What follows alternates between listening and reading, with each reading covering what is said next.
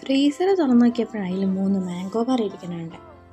ഇന്ന് 2-3 കറണ്ട് പോയതുകൊണ്ട് അത് നല്ല രീതിക്ക് അങ്ങോട്ട് അലിഞ്ഞ് കഴിക്കാൻ പറ്റിയ പാകത്തിനുണ്ടായിരുന്നില്ല. ഞാൻ വിചാരിച്ചൊന്നൊരു ഷേക്ക് അടിക്കും.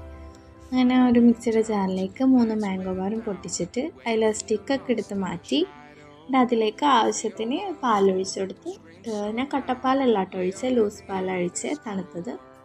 അങ്ങനെ പാലൊഴിച്ച് ഇതിലോട്ട് ഷുഗറൊന്നും ഞാൻ ആഡ് ചെയ്തിട്ടില്ല, കാരണം മാംഗോ ബാർ ആവശ്യത്തിന് മധുരമുണ്ട്, അപ്പം ഞാൻ ഷുഗറൊന്നും ആഡ് ചെയ്തില്ല. ഇനി നമുക്കിതൊന്ന് നല്ല രീതിക്കൊന്ന് ബ്ലെൻഡ് ചെയ്തെടുക്കാം.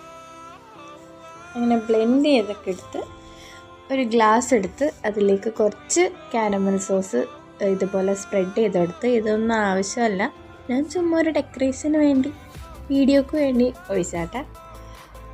അങ്ങനെ അതിലേക്ക് നമ്മൾ അടിച്ച ഷേക്ക് അതിലോട്ട് ഒഴിച്ചെടുക്കുക. പിന്നെ ഇത്രയും കൂടെ ഒരു ഡെക്കറേഷന് വേണ്ടി കുറച്ച് ടൂട്ടി ഫ്രൂട്ടി അതിൻ്റെ മുകളിലോട്ട് ഇട്ട് കൊടുക്കുക.